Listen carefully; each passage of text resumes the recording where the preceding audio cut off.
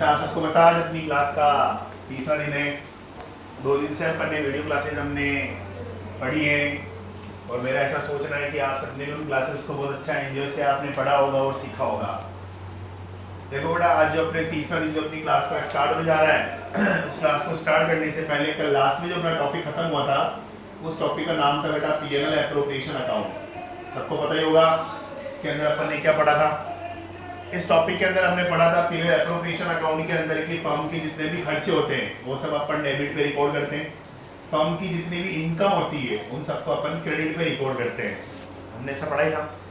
खर्चों के अंदर बेटा मैंने आपको 3 तरह के खर्चे लिखवाए थे। इंटरेस्ट ऑन कैपिटल लिखवाया था, एक सैलरी बोनस कमीशन आपको लिखवाया था और एक रिजर्व मैंने आपको लिखवाया था।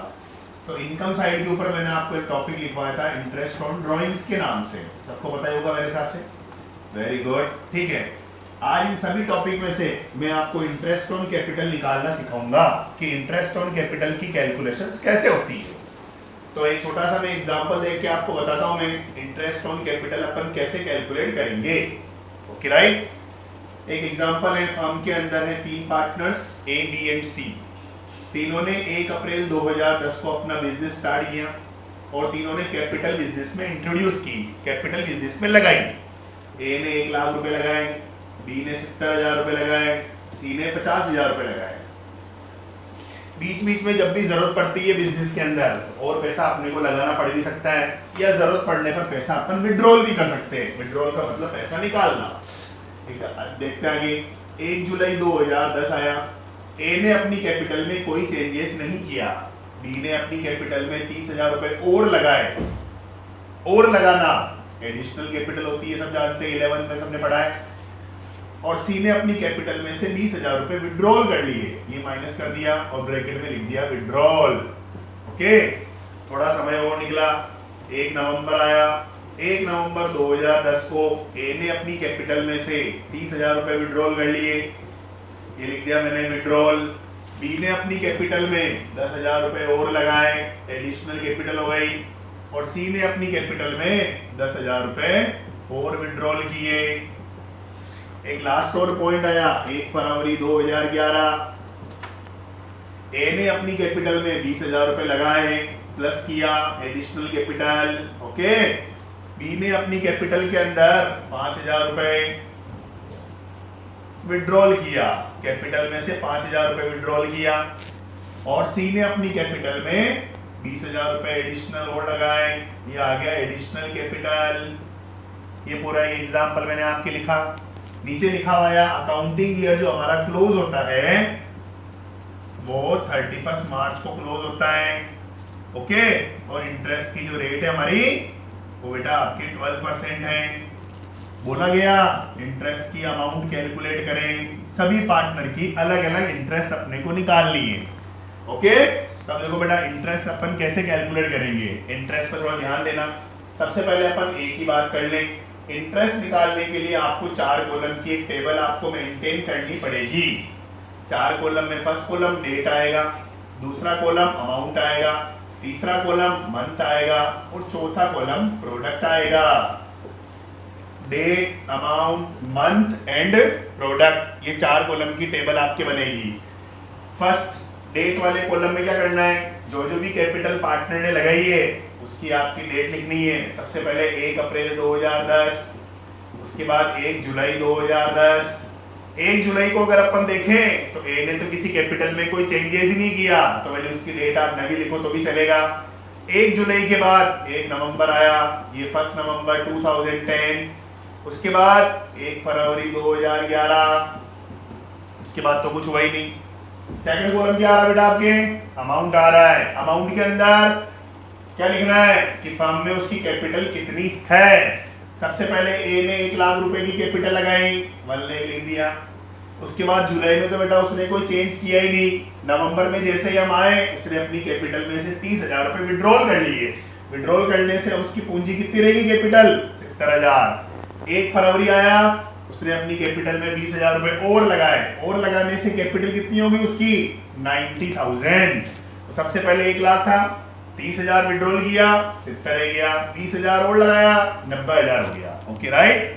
थर्ड कॉलम क्या आ रहा बेटा, मंथ। मंथ का मतलब होता है एक तारीख से लगा के दूसरी तारीख के बीच, मतलब एक डेट से दूसरी डेट के बीच में कितने मंथ का डिफरेंस आ रहा है, वो होता है डेट। उसको निकालेंगे अपन, मंथ वाले कॉलम में लिखेंगे। जैसे 1 अप्रैल से काउंट करें 1 नवंबर, तो अप्रैल से नवंबर के बीच में कितने मंथ्स का डिफरेंस है बेटा, 7 मंथ्स का। आप काउंट कर लीजिए, अप्रैल, मई, जून, जुलाई, अगस्त, सितंबर, अक्टूबर, हो गए ना 7 मंथ। Okay right.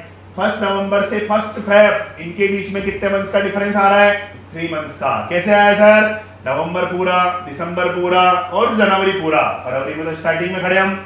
अगला पॉइंट आ रहा है 1 फरवरी। अब सर इसके आगे तो कोई डेट है ही नहीं, तो 1 फरवरी से हमारा अकाउंटिंग ईयर क्लोज कब हो रहा है, 31 मार्च। तो 1 फरवरी से 31 मार्च हम काउंट करेंगे। कितने मंथ हो गए बेटा, 2 महीने कंप्लीट। ओके, ये हमारा मंथ हो गया।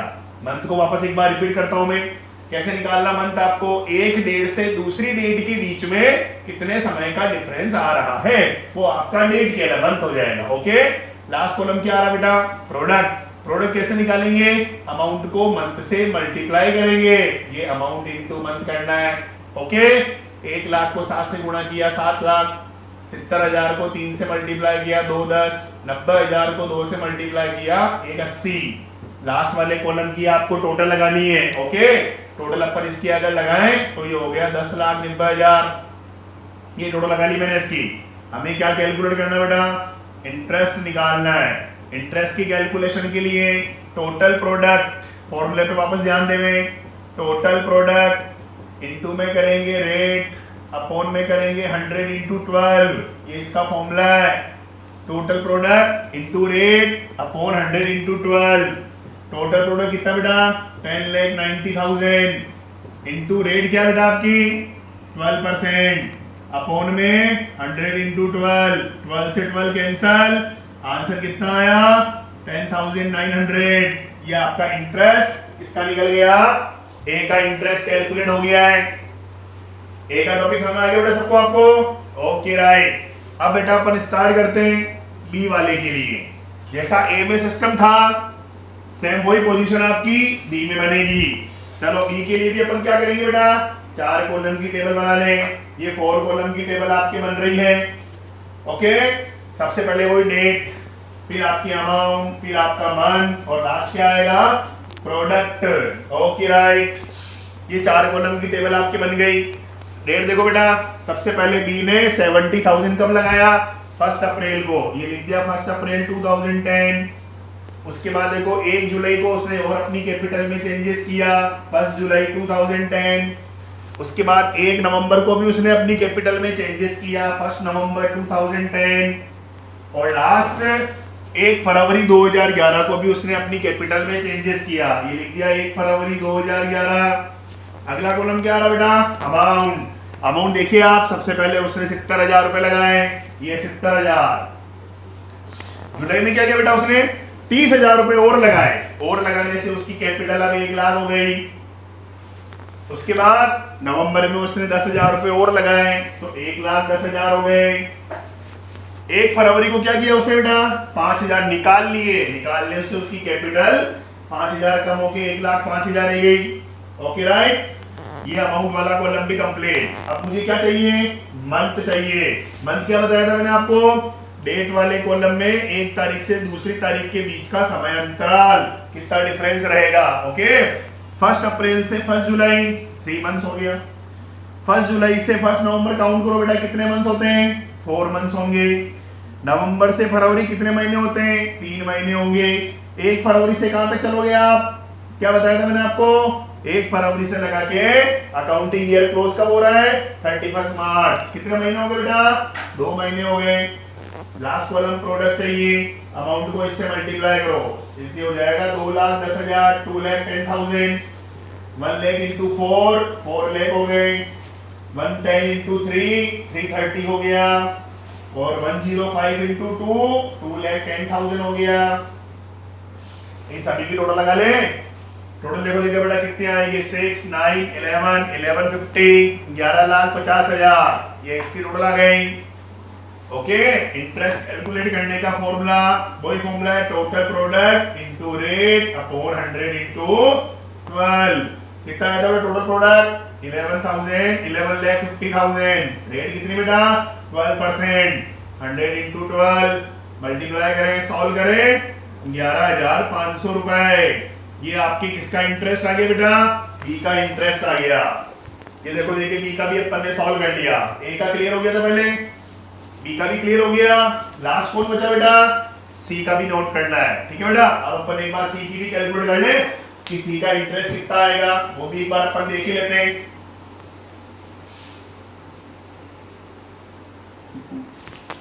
लास्ट हमारे पास सी वाला पॉइंट, ये सी का भी बेटा स्टार्ट कर दूं। ये सी में भी 4 कॉलम की टेबल आपके ये बनने जा रही है। कोई डेट, अमाउंट, मंथ, प्रोडक्ट। चले स्टार्ट। बी ने देखो बेटा सी ने सबसे पहले कैपिटल 1 अप्रैल को लगाई, उसके बाद उसने अपनी कैपिटल में चेंजेस किया 20,000 1 जुलाई। 1 जुलाई के बाद देखो 20 के बाद 10,000 कब आ रहा है 1 नवंबर, और उसके बाद बेटा कब आ रहा है 20,000 1 फेब। अमाउंट एक बार चेक करें। सबसे पहले उसने 50,000 लगाई, ये 50,000। फिर उसने अपनी कैपिटल में से 20,000 रुपए विड्रॉल कर लिया, विड्रॉल का मतलब 30 रह गया। फिर उसने अपनी कैपिटल में 10,000 और विड्रॉल कर लिया, तब उसकी कैपिटल और कम हो गई, 20 रह गई। उसके बाद 20,000 उसने ऐड किया, कैपिटल और लगाई, 40 हो गई। मंथ कैसे निकालते हैं, एक डेट से दूसरी डेट के बीच का समय डिफरेंस। 1 अप्रैल से 1 जुलाई 3 महीने होते हैं सर। 1 जुलाई से 1 नवंबर 4 महीने होते हैं। 1 नवंबर से 1 फरवरी 3 महीने होते हैं। और 1 फरवरी से अकाउंटिंग ईयर क्लोज कब हो रहा था बेटा 31 मार्च 2 महीने होते हैं। मल्टीप्लाई कर ले, 1 50, 1 20, 60,000 और 80,000। ओके, टोटल लगा ले 270, 330 और 4,10,000। ये इसकी टोटल आ गई पूरी कंप्लीट। इंटरेस्ट कैलकुलेट कर ले, फॉर्मूला तो सेम ही था बेटा। क्या फॉर्मूला होता है, total product into rate upon 100 into 12। Total product 4,10,000, rate 12%, 100 into 12। इससे कैंसल, इससे कैंसल, 4100। Is that answer. ये इंटरेस्ट हो गया किसका बेटा, सी का निकल गया। तो ये आज का हमारा फर्स्ट टॉपिक एकदम क्लियर। इंटरेस्ट ऑन कैपिटल की कैलकुलेशंस कैसे होती है, मेरे हिसाब से आप सबको समझ आ गया होगा कि ए का इंटरेस्ट, बी का इंटरेस्ट और सी का इंटरेस्ट हमने कैसे कैलकुलेट किया। ये आज का हमारा फर्स्ट टॉपिक एकदम क्लियर, इंटरेस्ट ऑन कैपिटल निकालना। देखो बेटा, इंटरेस्ट ऑन कैपिटल का टॉपिक पूरा हमने पढ़ लिया, मेरे हिसाब से आप सबको समझ आ भी गया होगा।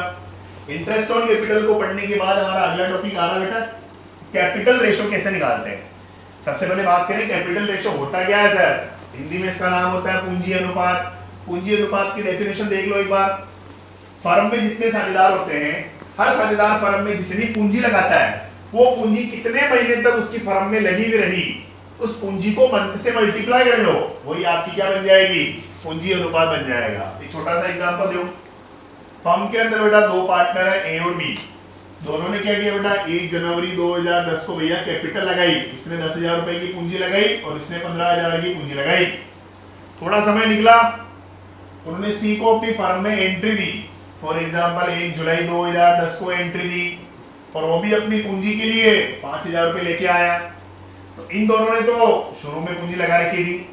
सी नाम का जो नया मेंबर फर्म में एंट्री कर रहा है, वो 6 महीने बाद आया। इनके बोला गया अकाउंटिंग ईयर आपका जो क्लोज होता है वो 31 दिसंबर को होता है। बोला गया कैपिटल रेशो निकालिए। तो देखो बेटा कैपिटल रेशो कैसे निकालते हैं, अभी 2 मिनट पहले मैंने क्या डेफिनेशन बताई थी आपकी।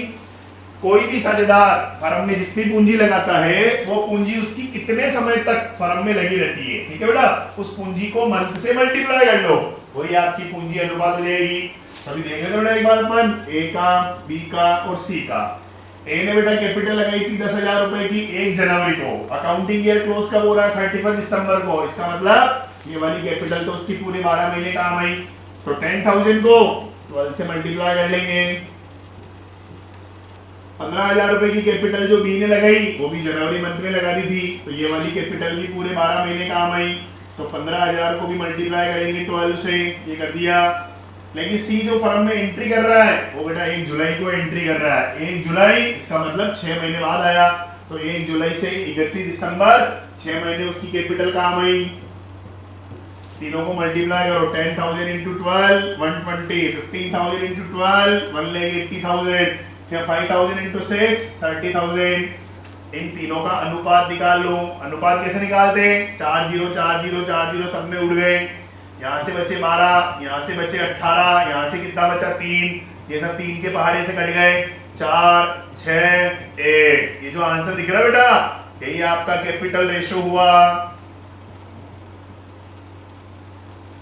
ये 2 नंबर का क्वेश्चन आता है बोर्ड के अंदर, कैपिटल रेशो निकालिए। तो बस कैलकुलेशन आपको ऐसे करनी है, इट इज वेरी सिंपल, कोई दिक्कत वाली बात नहीं है। क्या करना केवल आपको, जितनी पूंजी लगाई उसको मंथ से मल्टीप्लाई कर लो, बस वही आपकी पूंजी अनुपात निकल जाएगा। वेरी इजी, कहीं कोई दिक्कत वाली बात नहीं है। ओके राइट, अगला टॉपिक स्टार्ट करें। ठीक है बेटा,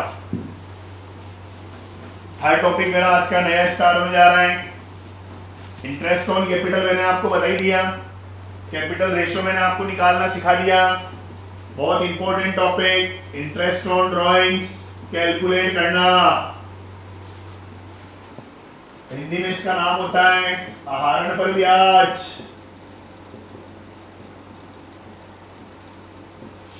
सबसे पहले तो अपन बात करें sir what is the mean of drawings, what is the meaning of drawings.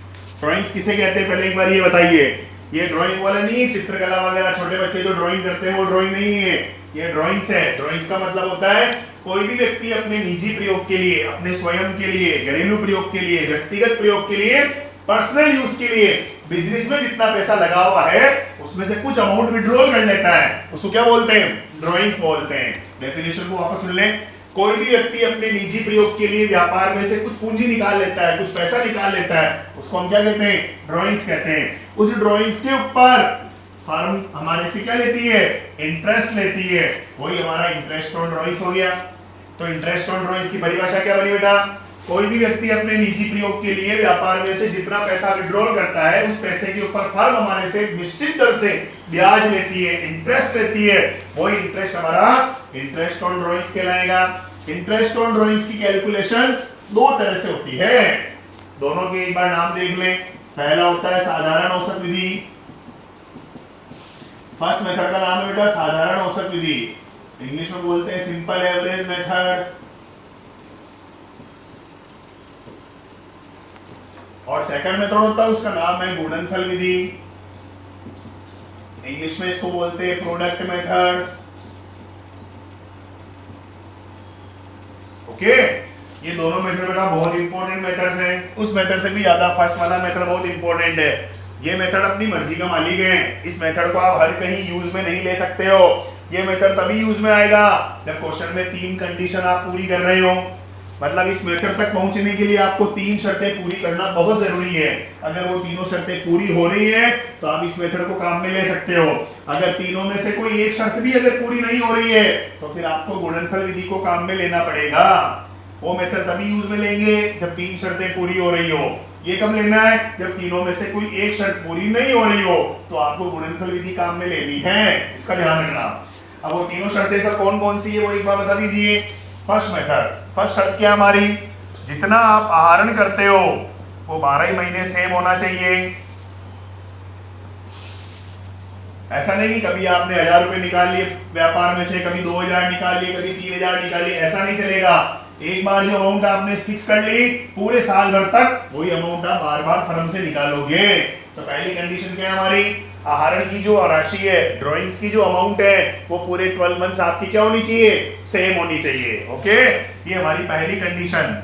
दूसरी कंडीशन, अपन जानते हैं महीने में 1 से लगा के 30 तारीख तक होती है, कोई महीना 31 का भी होता है तो कोई 28 का भी होता है, एक स्टैंडर्ड अपन 30 मान लेते हैं। ओके, तो जो एक महीने में 1 से 30 तारीख के बीच में आपने डिसाइड कर लिया कि मैं हर महीने की 15 तारीख को पैसा निकालूंगा, तो पूरे 12 ही महीने आपको 15 तारीख को ही पैसा निकालना पड़ेगा।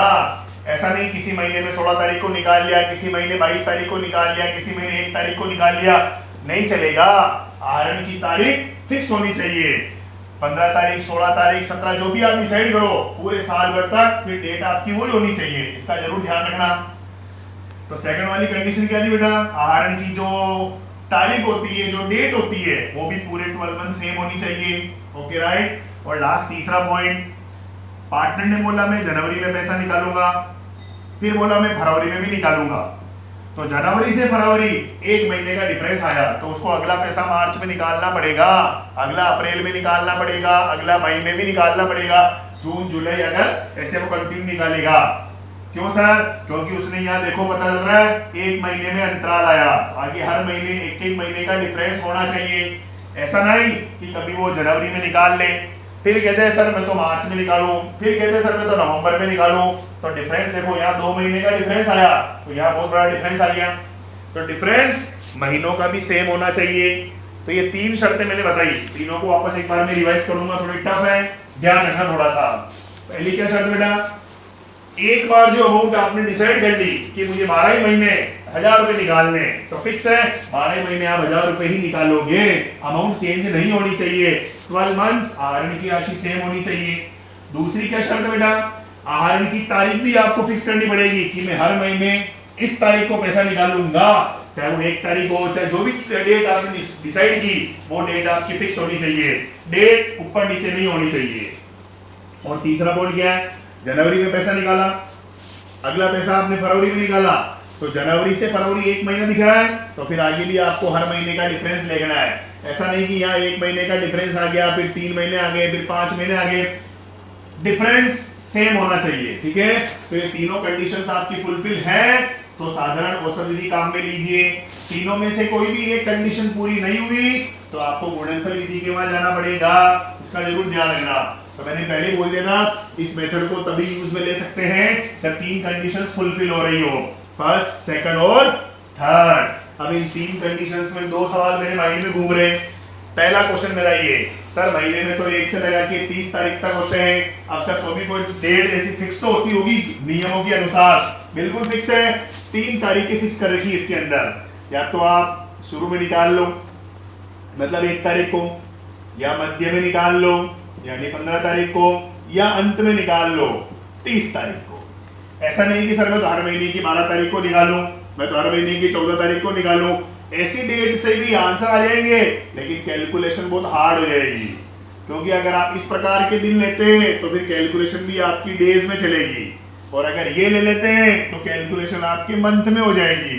इसलिए साझेदारी संलेख में ऐसा नियम लिखा हुआ है कि तारीख जो है वो 3 तरह की तारीख होती है, या तो starting, second, mid, last, ending. इन 3 में से कोई भी आप एक डेट को चूज कर सकते हैं। If there is no information about date, अगर क्वेश्चन के अंदर हमें ये नहीं पता हो कि कौन सी तारीख को आहरण किया गया, तो हम क्या करेंगे, इस वाले को एज्यूम कर लेंगे, मतलब मिड वाला ले सकते हैं। अगर क्वेश्चन में कोई डेट नहीं हो कि प्रथम को किया, मध्य को किया, अंत को किया, तो क्या करेंगे बेटा, मध्य को माना जाएगा।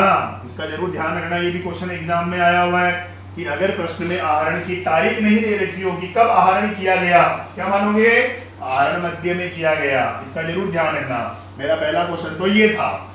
मेरा दूसरा सवाल, सर जनवरी के बाद आपने फरवरी में पैसा निकाला, 1 महीने का डिफरेंस आया, फरवरी के बाद आपको मार्च में निकालना ही पड़ेगा, क्योंकि सर 1 महीने का डिफरेंस आया तो यहाँ भी 1 महीने का डिफरेंस होना चाहिए। अब सर यहाँ पे कोई पार्टनर 2-2 महीने में निकाले, कोई पार्टनर 3 महीने में निकाले, कोई पार्टनर 5 महीने में निकाले, कोई पार्टनर 6 महीने में निकाले, तो फिर सर इसके लिए भी साझेदारी संलेख में नियम लिख रखा है कि या तो आप हर महीने पैसे निकाल सकते हो, या आप हर 3-3 महीने में पैसे निकाल सकते हो, या फिर आप हर 6-6 महीने में पैसे निकाल सकते हो। ऐसे 3 तरह के आहरण फिक्स हो गए, हर महीने, हर 3-3 महीने, या हर 6 महीने। अगर कोई साझेदार हर महीने पैसे निकालता है, दिमाग लगाना, अच्छा क्वेश्चन, अगर कोई व्यक्ति हर महीने पैसे निकालता है तो इसका मतलब वो 1 साल में 12 बार पैसे निकाल सकता है। अगर कोई साझेदार हर 3-3 महीने में पैसे निकालता है, एवरी 3 मंथ्स, तो वो 1 साल में 4 बार पैसे निकाल सकता है। और अगर कोई साझेदार हर 6-6 महीने में पैसे निकालता है तो वो 1 साल में 2 बार ही पैसे निकाल सकता है। तो ये आपका टाइम पीरियड हो गया। Every month, answer 12 times, every 3 months, answer 4 time, every 6 month, answer 2 time. मेरी बात आपको समझ आ गई? तो इंटरेस्ट ऑन ड्राइंग्स को कैलकुलेट करने के बेटा कितने मेथड्स हैं? दो मेथड है सर। नंबर 1 साधारण औसत विधि, नंबर 2 गुणनफल विधि। पहली विधि को कब यूज में लेते हैं? जब 3 शर्तें पूरी हो रही हो। पहली शर्त क्या थी बेटा? आहरण की जो अमाउंट है, ड्राइंग्स अमाउंट जो है वो 12 महीने सेम होनी चाहिए। दूसरी की शर्त बेटा, जो भी आप अमाउंट विड्रॉल करते हैं उसकी डेट आपकी फिक्स होनी चाहिए। डेट कौन कौन सी हो सकती है? या तो एंड स्टार्टिंग, या फिर मिड, या फिर एंडिंग। अगर तीनों में से कुछ पता नहीं हो कि कौन सी लेनी तो मिड को माना जाएगा। Okay right. और तीसरी शर्त क्या थी हमारी? एक आहरण से दूसरे आहरण के बीच का जो समय अंतराल है वो भी सेम होना चाहिए। टाइम पीरियड, एक ड्राइंग से दूसरी ड्राइंग्स के बीच का जो टाइम पीरियड है वो भी सेम होना चाहिए। टाइम पीरियड क्या क्या हो सकता है सर? हर महीने पैसे निकाल सकते हो, हर 3-3 महीने में पैसे निकाल सकते हो, हर 6-6 महीने में पैसे निकाल सकते हो। हर महीने पैसे निकालेंगे तो एक साल में कितनी बार पैसे निकालोगे आप? 12 बार निकालेंगे। हर 3-3 महीने में निकालते हैं तो 4 बार निकाल सकते हैं, और हर 6-6 महीने में निकालेंगे तो 2 बार निकाल सकते हैं। Okay right. इसी के साथ हमारा फर्स्ट मेथड कौन सा था बेटा? साधारण औसत विधि एकदम पूरा क्लियर। अब मैं इसके एग्जांपल्स कराऊंगा एक दो भी, जिससे आपको प्रैक्टिकल पूरा नॉलेज हो जाएगा कि इस मेथड को यूज में कैसे लेते हैं। थ्योरी आपने पूरी समझ ली, समझ में आ भी गया होगा। अब इसके अपन एक बार एक दो क्वेश्चंस वगैरह अपन स्टार्ट करते हैं। ओके देखो बेटा, फर्स्ट मेथड अभी हमने कौन सा पढ़ा था? साधारण औसत विधि पढ़ा। अब इसका एक देखो बेटा, इधर एक बार आप इस मेथड में इंटरेस्ट ऑन ड्राइंग्स को कैलकुलेट कैसे करते हैं ध्यान दीजिएगा फटाफट। इधर इंटरेस्ट ऑन ड्राइंग्स को निकालने का एक फॉर्मूला लगाते हैं। उसका फॉर्मूला होता है total drawings into rate into time upon में 100 इनटू 12। ये इसका फॉर्मूला है, इससे आप इंटरेस्ट कैलकुलेट कर लेंगे। Total drawings into rate into time upon 100 into 12, इससे अपना इंटरेस्ट कैलकुलेट हो जाएगा। अब सबके बारे में एक एक फटाफट समझ लें। टोटल ड्राइंग्स का मतलब होता है पूरे साल भर में आपने कितना पैसा फर्म से निकाला, वो आपका टोटल ड्राइंग्स कहलाएगा। टोटल ड्राइंग्स का मतलब क्या हुआ? पूरे साल भर में आपने कितना पैसा फर्म से निकाला, वो टोटल ड्राइंग्स हो गया। ओके। रेट क्वेश्चन में आपके पास गिवन होगी। लास्ट क्या चाहिए मुझे? टाइम। सबसे बड़ी प्रॉब्लम आएगी टाइम कहां से लाएंगे। टाइम के लिए आपको एक टेबल बनानी पड़ेगी। उस टेबल में टोटल 16 कॉलम होंगे, 16 कॉलम आपको बनाने पड़ेंगे। ये काउंट करो, देखो 16 कॉलम हो गए। इनमें क्या करना पड़ता है? एक तरफ तो लिखना पड़ता है समय, एक तरफ लिखना पड़ता है तारीख। तारीख मैंने क्या क्या बताई थी आपको? मैंने प्रथम होती है, मध्य होती है और अंतिम होती है। समय क्या क्या बताया था बेटा मैंने आपको? हर महीने, हर 3 महीने और हर 6 महीने। ठीक है। अगर कोई व्यक्ति हर महीने की प्रथम तारीख को पैसा निकाले तो 6.5 महीने फिक्स होते हैं। अगर कोई व्यक्ति हर महीने की प्रथम तारीख को पैसा निकाले 6.5 महीने फिक्स होते हैं। मध्य में निकाले 6 महीने फिक्स होते हैं।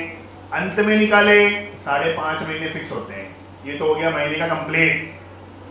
टेंशन मत लीजिए, मैं हर चीज को प्रूफ करके बताऊंगा कि सर ये आए कैसे।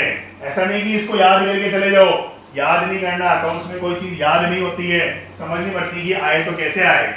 सेकंड पॉइंट क्या आ रहा है? हर 3 महीने में पैसा निकाला, यहाँ आएगा 7.5 महीने, यहाँ आएगा 6 महीने और यहाँ पर आएगा 4.5 महीने।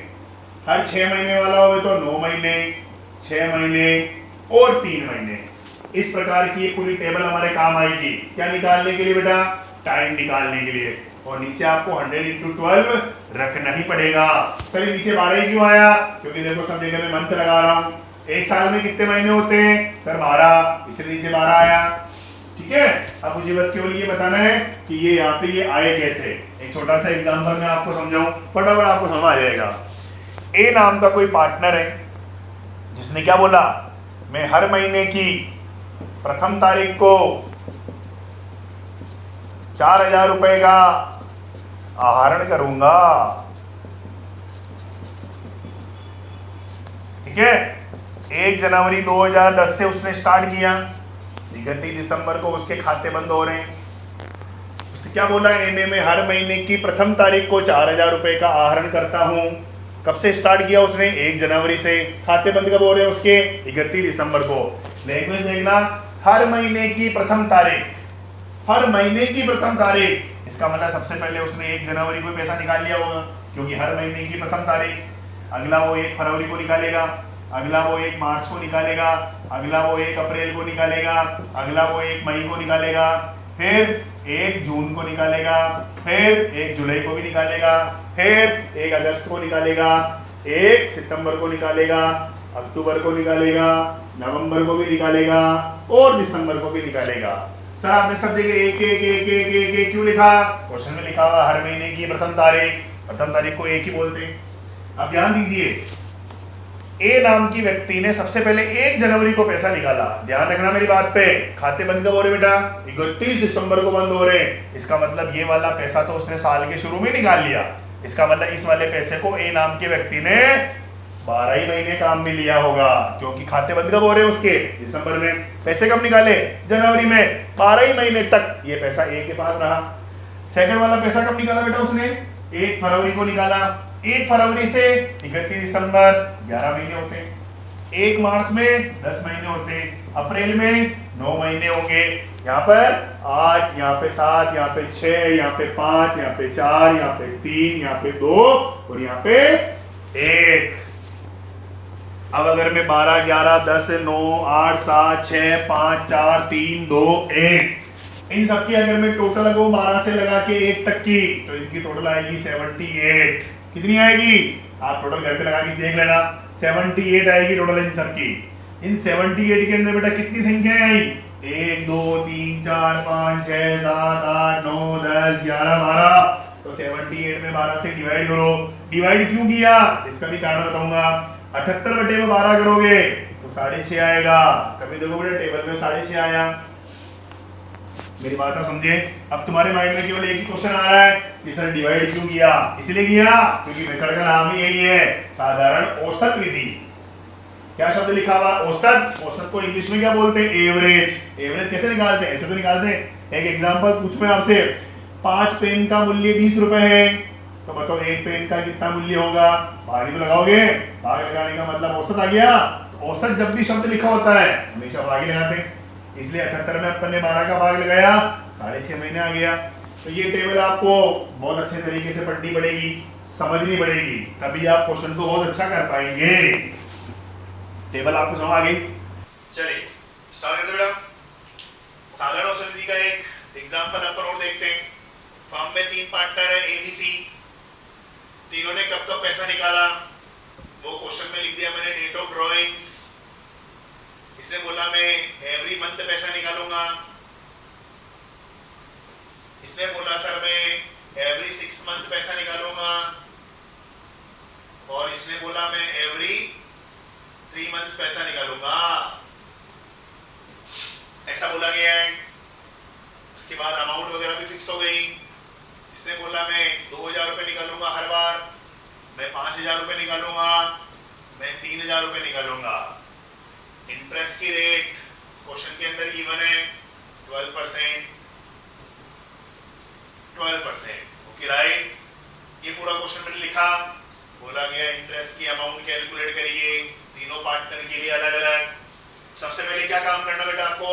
इंटरेस्ट का फॉर्मूला लिखना है। इंटरेस्ट का फॉर्मूला क्या होता है?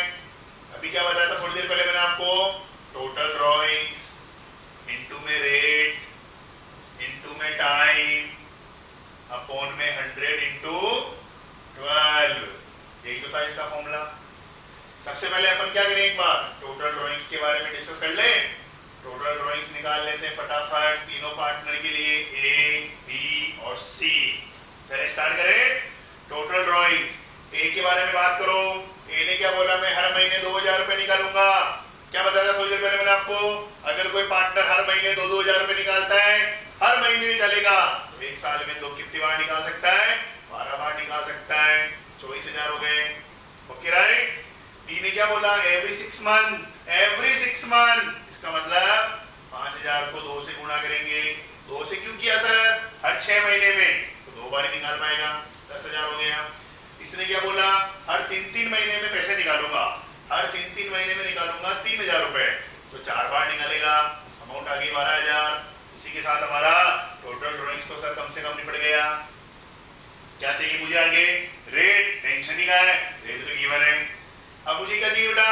टाइम चाहिए। टाइम अभी निकाल लेते हैं। टाइम के लिए भी मैंने आपको याद है ना एक टेबल बताई थी 16 कॉलम की। यस सर, उससे टाइम निकाल लो फटाफट। देखें फटाफट। एक चीज अपन इसमें एक लाइन अपन लिखना भूल गए। ये तो लिख दिया अपन ने, मंथ वगैरह सब लिख दिए, लेकिन ये क्या लिखा कि उसकी डेट क्या रहेगी? डेट अपन बीच में छोटा सा मेंशन कर देते हैं। इसने बोला मैं स्टार्टिंग में पैसे निकालूंगा, इसने बोला मैं एंड में पैसे निकालूंगा, और इसने बोला मैं मिड में पैसे निकालूंगा। ठीक है बेटा, आ जाओ देखें। एक की शुरुआत करें। एवरी मंथ और स्टार्टिंग, दिमाग का प्रयोग करो, दिमाग पे जोर डालो। हर महीने की पहली तारीख को पैसा निकालता है तो 6.5 महीने बताया था आपको, याद हो तो। एवरी 6 मंथ और एंड में पैसा निकाला तो 3 महीने लिखवाया था। टेबल पे ध्यान देना थोड़ा सा वापस। एवरी 3 मंथ्स और मिड में पैसा निकाला, 6 महीने लिखवाए थे आपको मैंने। तो ये आपका टाइम भी हो गया। ये टाइम कहां से लाया सबको पता चल गया बेटा? वो टेबल पे ध्यान रखना, 16 कॉलम की टेबल जो भी थोड़ी देर पहले मैंने आपको बताई थी, उससे टेबल से अपन टाइम निकाल लिया। Okay right. अब और क्या चाहिए बेटा? रेट गिवन है, टाइम मिल गया। ओ ये लीजिए, इंटरेस्ट निकाल लो। स्टार्ट ए के लिए सबसे पहले बोलो बेटा 24,000 तो हो गया टोटल ड्राइंग्स। रेट बताओ सर 12%। टाइम बताओ सर 6.5 अपॉन में 100 इंटू 12। इस पूरे को सॉल्व भी तो करना पड़ेगा सर, आप ही करोगे। 1560 रुपए।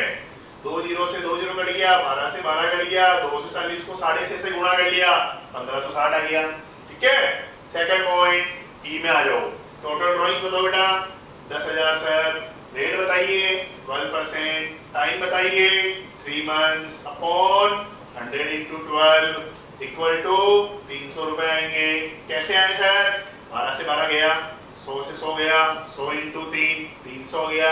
अब सी में आ जाओ। Total drawings sir 12,000 into rate sir 12 into time sir 6, 100 into 12 solve करो 720। 12 से 12 गया, इससे ये गया, 12 6 72 आ गया, 720 रुपए कंप्लीट। इसी के साथ हमारा ये एग्जाम्पल पूरा खत्म। एक बार समझने वापस एक बार इसको अच्छा सा देख लो, समझ लो।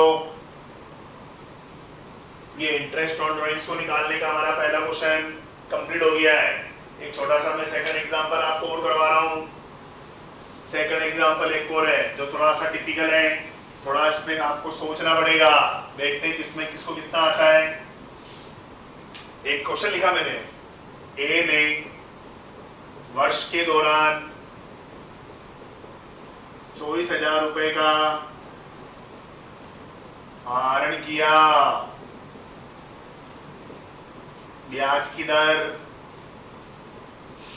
12% वार्षिक है। ब्याज की राशि ज्ञात करें। बहुत अच्छा क्वेश्चन है। अच्छे इंटेलिजेंट बच्चे इस क्वेश्चन में गलती कर बैठते हैं। चलो पहले मैं आपसे एक पूछता हूँ, चलो इसका क्या आंसर होगा। देखो नॉर्मल क्या होता है, फटा बच्चे क्या करते हैं, क्वेश्चन पढ़ते हैं, दिमाग ही लगाते हैं और जल्दी जवाब देते हैं। वर्ष के दौरान 24,000 रुपए निकाले, ओ ये 24,000, कितना परसेंट ब्याज है, ओ ये 12%। आंसर क्या लिखे थे 280 रुपए, लेकिन ये रॉन्ग है। क्यों सर, इसमें क्या गलती हुई? इसमें ये गलती हो गई कि आपने ड्राइंग्स टोटल ड्राइंग्स तो लिख दिया, रेट लिख दी, टाइम का लिखा इसका। टाइम सर इसमें क्या लिखा हुआ है कि उसने पैसे 24,000 रुपए शुरू में निकाले, बीच में निकाले, अंत में निकाले, कहाँ लिखा हुआ इसमें? तो मैंने 5 मिनट पहले भी बताया था, अगर क्वेश्चन में टाइम नहीं दे रखा हो कि स्टार्टिंग में है, मिड में है या एंड में है, क्या नियम बताया बेटा? मिड में निकालते हैं, और मिड में हमेशा 6 महीने का ब्याज लगता है। वो 16 कॉलम की टेबल पे ध्यान दो, मिड में देखो आप, हमेशा 6 महीने आएंगे। तो इसका जो राइट आंसर है 24,000 तो हो गया टोटल ड्राइंग्स। रेट होगी उसकी 12, टाइम कितना आएगा 6, अपॉन में आएगा 100 इंटू 12। तो इसका जो एक्चुअल आंसर है वो 1440 होगा। ये राइट है, ये गलत हो जाएगा। तो छोटी सी गलती से पूरा क्वेश्चन आपका रॉन्ग हो सकता है। क्वेश्चन बहुत अच्छा है, ये बोर्ड में कई बार आया हुआ क्वेश्चन है, तो ध्यान से आपको समझना है। ध्यान रखना कि क्वेश्चन में जब अमाउंट गिवन हो, रेट भी गिवन हो, टाइम अगर गिवन नहीं हो, तो टाइम कितना लेना आपको 6 मंथ लेना है। क्यों? सूचना के अभाव में मिड मानते हैं और मिड में हमेशा 6 महीने का ही ब्याज लगता है। किसके अनुसार? वो टेबल हमने पढ़ी थी उसके अनुसार।